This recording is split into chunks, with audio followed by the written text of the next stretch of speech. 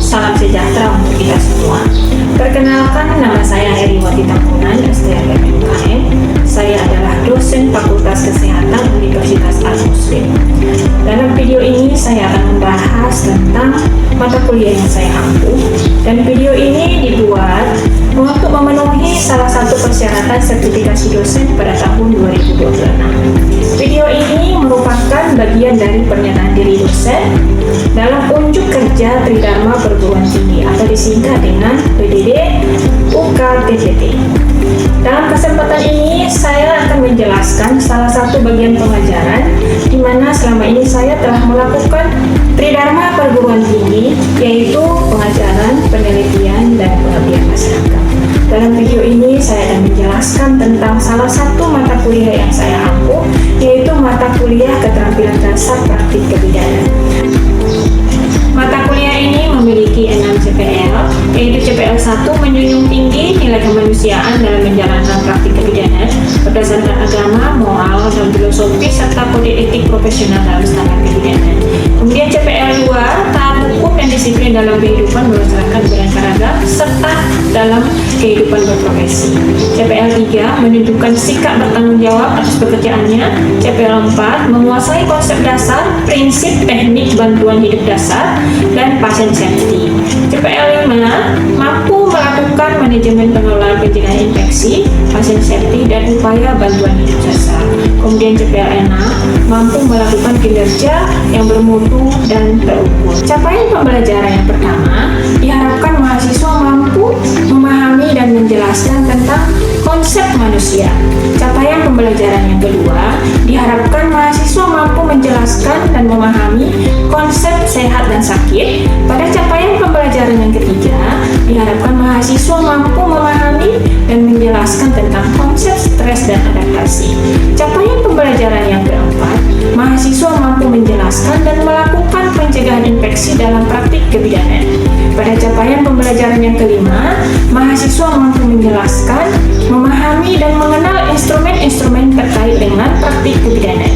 Pada capaian pembelajaran yang keenam, mahasiswa mampu melakukan pemeriksaan fisik, baik berupa pemeriksaan fisik head to toe, mulai dari kepala sampai ke kaki, kemudian pemeriksaan tanda-tanda vital. Pada capaian pembelajaran yang ketujuh, mahasiswa mampu melakukan pemenuhan kebutuhan dasar manusia, kebutuhan dasar oksigen, eliminasi, dan juga kebutuhan nutrisi yang terkait dengan kebutuhan manusia. Kemudian capaian pembelajaran yang kedelapan, mahasiswa mampu menjelaskan dan melakukan pemeriksaan penunjang terkait dengan pelayanan kebidanan. Dan capaian pembelajaran yang kesembilan, mahasiswa mampu memberikan asuhan kebidanan pada pasien yang mengalami kehilangan dan juga kematian. Deskripsi singkat mata kuliah ini, di mana mata kuliah ini adalah merupakan mata kuliah dasar pada program studi kebidanan. Adapun beberapa bahan kajian pada mata kuliah ini diantaranya konsep manusia, konsep sehat dan sakit, konsep stres dan adaptasi, pencegahan infeksi dalam praktik kebidanan, instrumen dalam praktik kebidanan, pemenuhan kebutuhan dasar manusia, pemeriksaan fisik, pemeriksaan penunjang, dan juga asuhan pada pasien yang mengalami kehilangan dan juga kematian. Materi-materi pembelajaran pada mata kuliah ini diperoleh dari berbagai buku dan juga jurnal-jurnal terkait dengan mata kuliah Keterampilan Dasar Praktik Klinik Kebidanan. Untuk mencapai hasil pembelajaran dari mata kuliah ini dilakukan dengan 16 kali pertemuan.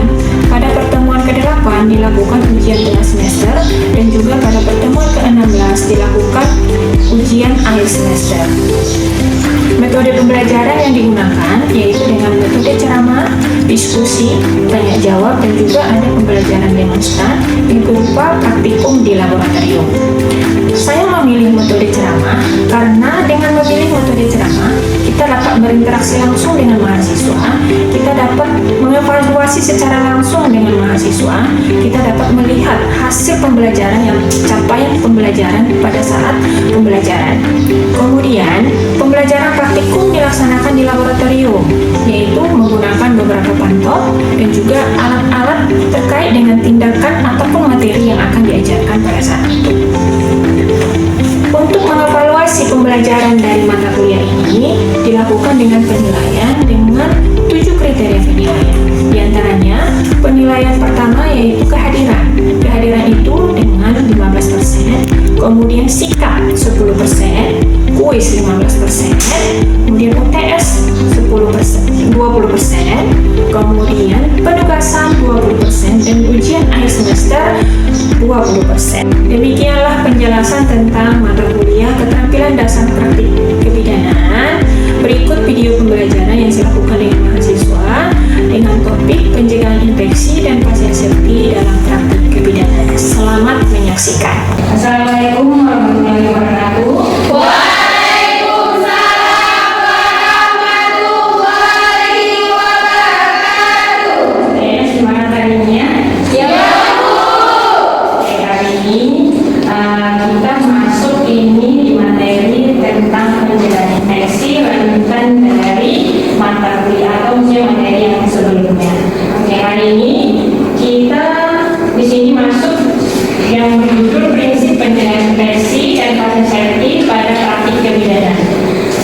Sebelum kita mulai, kita berdoa dulu menurut keyakinan kita masing-masing. Oke, berdoa dimulai.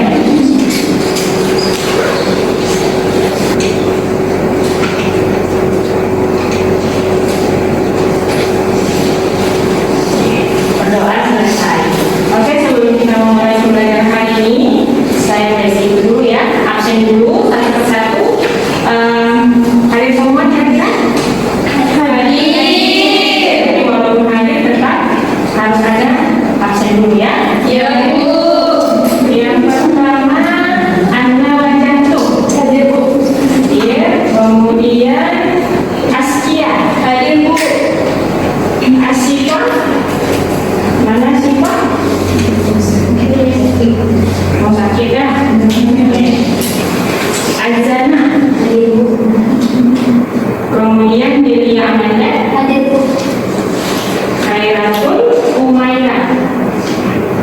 Oke, hari ini kita masuk ke dalam materi tentang prinsip pencegahan infeksi dan pasien safety pada praktik kebidanan.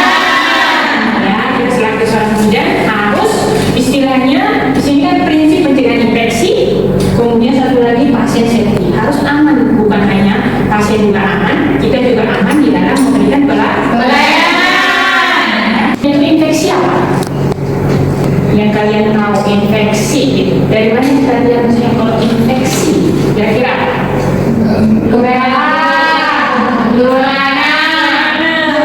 Kalau bernanah sudah infeksi. Oke, berarti artinya infeksi. Kalau secara teori di sini sebelum kita masuk ke topik, nah yang paling perlu di sini kita mempelajari ini nanti pada akhirnya tujuan pembelajaran itu salah satunya adalah bahwa nanti mahasiswa di sini mampu melakukan pencegahan infeksi. Kita sebagai tenaga kesehatan perlu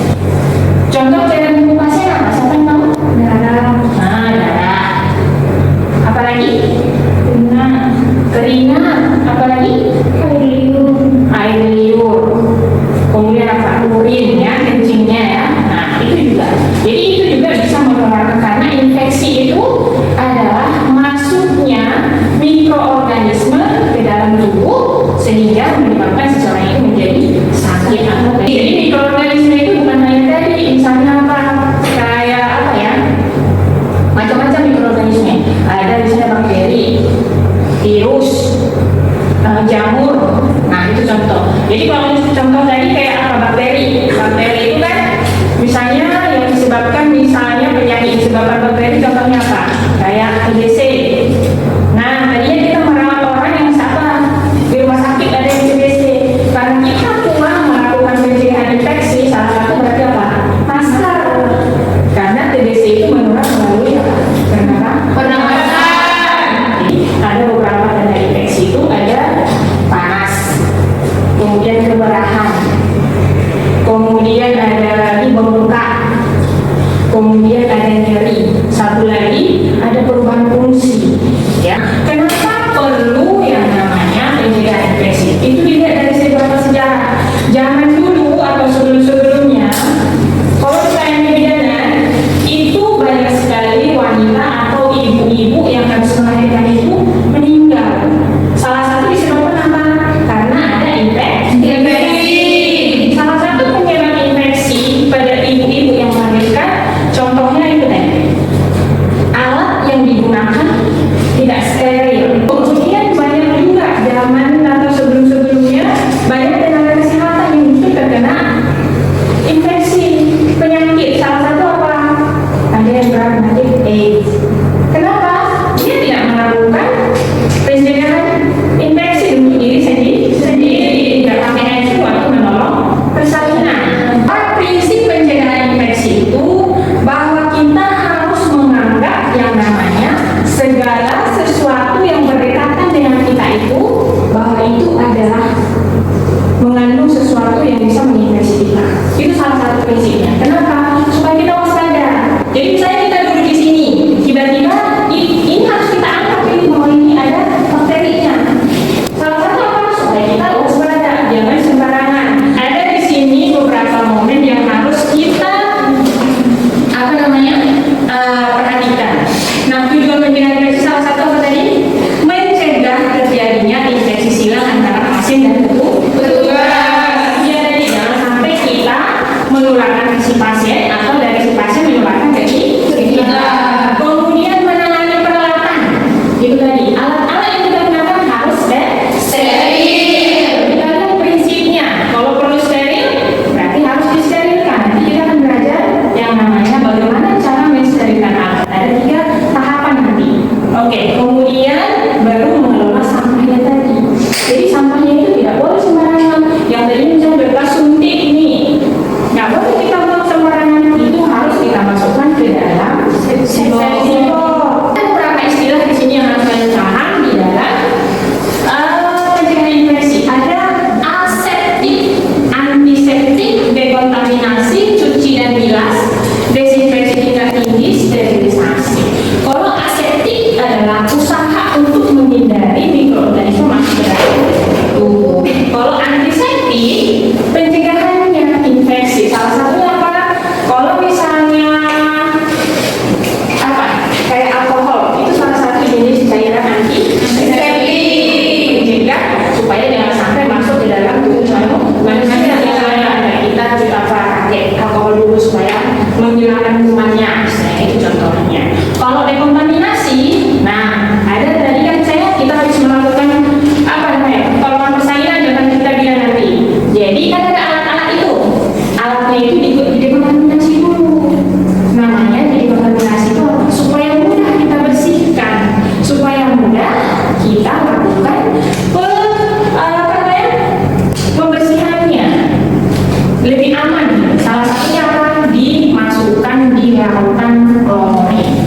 Larutan klorin itu boleh dibuat secara sederhana dari baikling dicampur dengan air. Perbandingannya 1 baikling 9 air. Kemudian cuci bilas. Setelah kita rendam di dalam larutan klorin tadi, baru kita cuci alatnya, kita bilas dengan air sabun, kemudian baru disterilkan. Itulah tadi contoh salah satu untuk mensterilkan alat tadi. Jadi ketika digunakan nanti pada pasien sudah steril, bebas kuman, maksudnya bebas mikroorganisme. Baru yang terakhir ada desinfeksi tingkat tinggi. Kalau desinfeksi tingkat tinggi sama sebenarnya jenisnya itu 2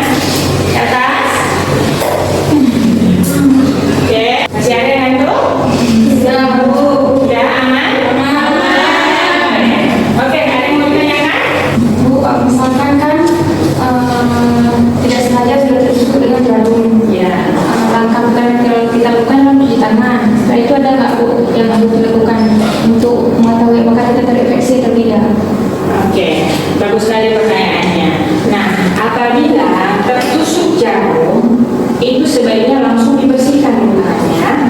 Kemudian itu betul-betul dibersihkan, pakai sabun harus dibersihkan. Setelah itu biasanya kalau kita di pelayanan kesehatan di rumah sakit itu harus dilaporkan. Ada nanti yang bagian di situ untuk khusus untuk pencegahan infeksi bagian di situ. Nah setelah itu baru kita lihat riwayat nanti, kita lihat riwayat pasiennya. Kalaupun misalnya pasiennya penyakitnya kita nggak tahu kan, itu harus perlu dilihat lagi dari riwayat pasien tadi. Ada yang namanya masa inkubasi dari bakteri tadi masuk ke dalam tubuh manusianya itu. Jadi kita lihat dulu riwayat si pasiennya. Kalau memang perlu misalnya pencegahan selanjutnya mungkin penyakit-penyakit yang sangat berbahaya, itu nanti ada penanganan di situ. Karena istilahnya kita memang beresiko, namanya kita selaku perawat petugas medis itu sangat berisiko yang namanya tertular penyakitnya. Makanya kita harus hati-hati, waspada di dalam melakukan tadi. Oke, ada lagi yang bertanya? Saya Bu. Oke, apa Nisa?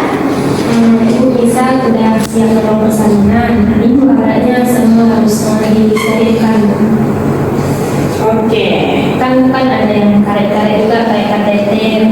Jarum-jarumnya apakah sekali pakai atau harus disterilkan lagi? Oke, ya bagus sekali pertanyaannya ya. Ini berarti calon bidan yang sudah paham nanti di depan apa yang harus dikerjakan. Ya, oke. Nah, ketika kita sudah melakukan persalinan, kan ada alat yang kita pakai. Contohnya ada gunting, ada pinset, ada arteri segalanya. Kemudian ada lagi kayak karet-karet. Dalam bentuk karet, misalnya kayak handscoon, sebenarnya itu kan sekali pakai ya. Itu langsung dibuang ke tempat yang infeksi tadi, pas sampah medis tadi. Nah, kalau ada benda tajam tadi, ada bekas suntik kayak jarum itu misalnya, masukkan ke dalam safety box namanya. Nanti ada orang ini masukkan ke situ. Nah, kalau alat-alat tadi misalnya yang bisa digunakan bisa berulang kali kayak pinset, alat-alatnya itu disterilkan. Makanya tadi ada 3 caranya. Yang pertama kita sterilkan itu dari dekontaminasi tadi. Dekontaminasi, habis itu dicuci bersih pakai sabun air mengalir, sikat, terus dibuka nanti apa itu yang sel-selnya, kemudian terakhir baru disterilkan. Tas. Oke. Nanti ini sudah materi kita sudah hari ini, insyaallah pada minggu depan. Dan sebelum kita menutup hari ini, mungkin ada yang bisa review satu orang yang bisa menyimpulkan dari materi-materi yang kita sudah pelajari. Satu orang, ayo tunjuk tangan. Saya Bu. Oke, Ratu Jana, yuk. Berarti bukan untuk cara kita untuk melakukan pencegahan infeksi, salah satunya dengan membuang jarum-jarum ke tempat yang disediakan seperti yang Ibu bilang tadi ke dalam safety box, dan membuang sarung tangan yang terkontaminasi ke dalam tempatnya. Dan ada lagi yang mau ditambahkan temannya? Ya Bu, salah satu pencegahan infeksi yaitu dapat disimpulkan mencuci tangan dengan air mengalir, kemudian menggunakan sabun yang mana menggunakan 6 langkah. Kemudian jika sebelum memeriksa pasien kita harus mencuci tangan, kemudian memakai handscoon. Nah, selesai memeriksa